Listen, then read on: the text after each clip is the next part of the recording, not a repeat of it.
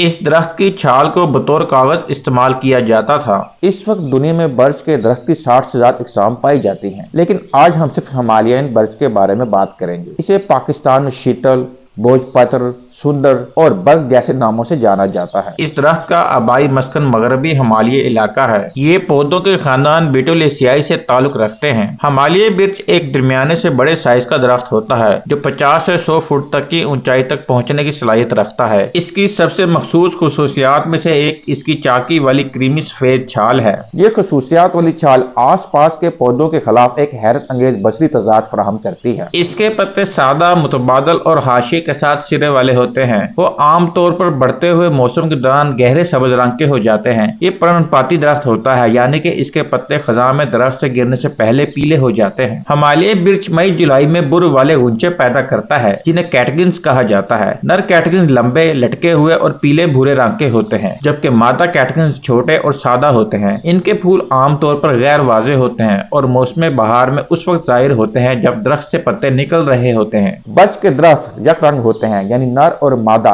दोनों फूल एक ही दरख्त पर पाए जाते हैं। हिमालयी बिर्च के फल शहतूत जैसे होते हैं, जिसमें छोटे परों वाले नटलेट्स होते हैं जो मादा कैटगिन्स से निकलते हैं। ये नटलेट्स हवा से मुंतशिर हो जाते हैं। इनका फल सितंबर अक्टूबर में पककर तैयार हो जाता है। हिमालयी बिर्च की शाखें पतली और किसी हद तक झुकी हुई होती हैं। दरख्त सर्द मौसम को पसंद करता है और मौसम सरमा के दर्जा हरारत को बर्दाश्त कर सकता है। हिमालय में सर्दियों की गहरी बर्फ के दबाव की वजह से अक्सर इनकी नशोनुमा बहुत ज्यादा होती है। हिमालय बिर्च की छाल को हिंदुस्तान में खास तौर पर कश्मीर में बतौर कागज इस्तेमाल किया जाता रहा है। हिंदुस्तान के राजा महाराजा की तारीख और मजहबी रिकॉर्ड के लिए हिमालयी बिर्च की छाल को ही इस्तेमाल किया जाता था। यह रस्म 16वीं सदी में बादशाह अकबर के जमाना में हिंदुस्तान में कागज मुतारफ करने के बाद खत्म हो गई। संस्कृत जुबान में पत्र के मायने कागज के हैं, इसलिए इस दरख्त को बोझ पत्र कहा जाता है। छाल बड़े पैमाने पर पैकेजिंग मवाद, खासतौर पर मक्खन, छत की तामीर, छतरी के अहाता, पट्टियां वगैरह बनाने के लिए इस्तेमाल होती हैं। लकड़ी पुल की तामीर के लिए और पत्तियों को चारे के लिए इस्तेमाल किया जाता है। सबसे ज्यादा वसी पैमाने पर इस्तेमाल जलने की लकड़ी का है, जिसकी वजह से जंगलात बड़े पैमाने पर खत्म हो रहे हैं। इस दरख्त पर एक फफूंदी बनती है जिससे दवाई तैयार की जाती है, जिसे भूजा ग्रंथि कहा जाता है।